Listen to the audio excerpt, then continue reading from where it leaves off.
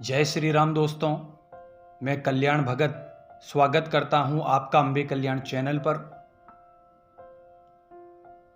दोस्तों, कई बार हमें ये सुनने को मिलता है कि हमें किस देवता की पूजा करनी चाहिए और किस देवता की नहीं करनी चाहिए। तो ऐसा क्यों है दोस्तों?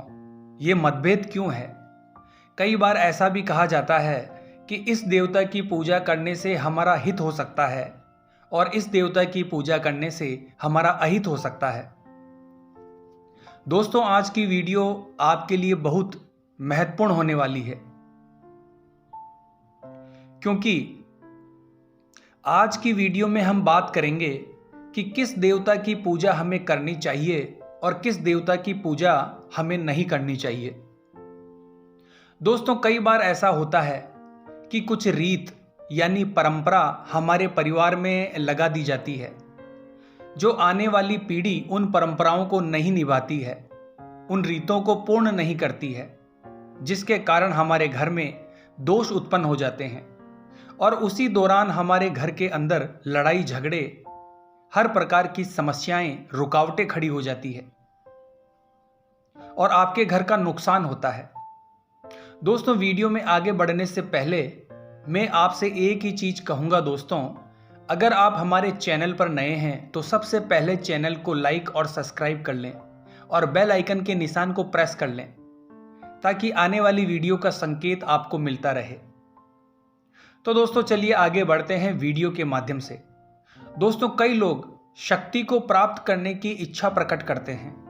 किसी को मां दुर्गा की शक्ति को प्राप्त करने की इच्छा रहती है, किसी को हनुमान जी की शक्ति को प्राप्त करने की इच्छा रहती है, मां कालका की शक्ति को प्राप्त करने की इच्छा रहती है और इसी के चलते वो काफी समय से अपने इष्ट की पूजा कर रहे होते हैं, लेकिन उन्हें आगे चलकर कुछ भी हासिल नहीं होता।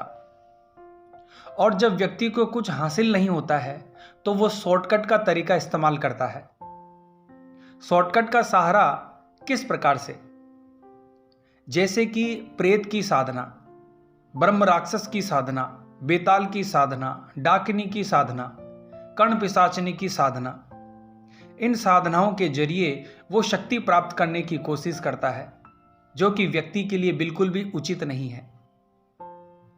दोस्तों, आपको एक बार सोचना होगा कि ये आपकी जिंदगी का और आपकी आने वाली पीढ़ी की जो जिंदगी है उसका सवाल है।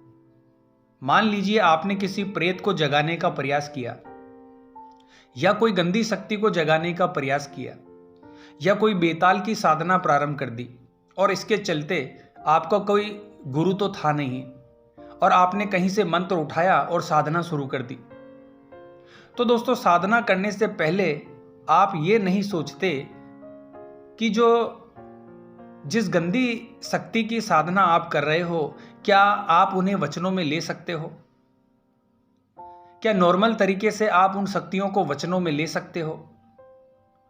दोस्तों, इस प्रकार की शक्तियों को वचनों में लेना इतना सरल नहीं होता, क्योंकि वो स्वयं अपने श्राप से मुक्त नहीं है, वो स्वयं अपनी सद्गति नहीं करा पाई है, तो फिर वो आपको कैसे मुक्त होने देगी? दोस्तों, इन शक्तियों की साधना के दौरान व्यक्ति को कई प्रकार की हानि हो सकती है।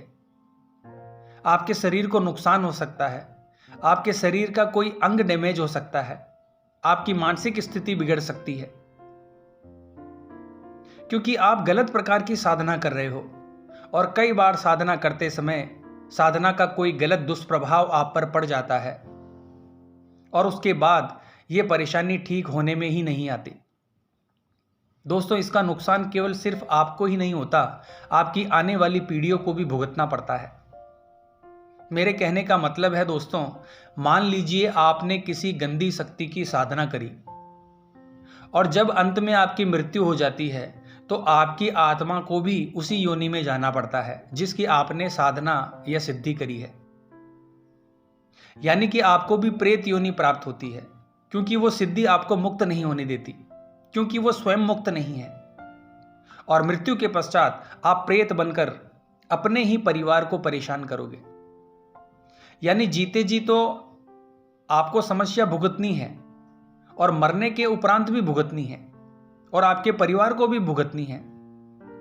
अब दोस्तों, इसमें आपकी पीढ़ी का क्या कसूर है बताइए? उसका तो कनेक्शन आपसे था, जिसके कारण आपके घर के अंदर नकारात्मकता पनपती रहेगी। तो दोस्तों, इस प्रकार से आपके परिवार में भी दिक्कतें, समस्याएं पीढ़ी दर पीढ़ी चलती रहेगी।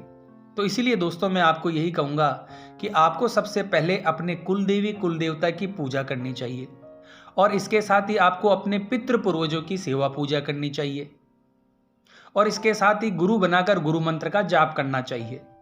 और इसके अलावा दोस्तों, आपको जो उच्च कोटि के देवता होते हैं, जैसे भगवान शिव, भगवान गणेश, हनुमान जी महाराज, माता काली, श्री राम, श्री कृष्ण, इनकी भी सेवा पूजा आपको करनी चाहिए। आप इन देवताओं में से किसी एक को अपना आराध्य देव बना सकते हो। दोस्तों, इनकी पूजा करने से आपको कोई भी नुकसान नहीं होगा। तो इस प्रकार से दोस्तों, गलत साधना आपको कभी नहीं करनी चाहिए, नहीं तो इससे आपका तो नुकसान होगा ही होगा, और आपके साथ साथ आपके कुटुंब का भी बहुत बड़ा नुकसान हो सकता है। दोस्तों, आपको सिर्फ सात्विक और उच्च कोटि के देवताओं की ही पूजा करनी चाहिए। अगर आपने उनको जागृत कर दिया तो आपकी पीढ़ियां तर जाएगी।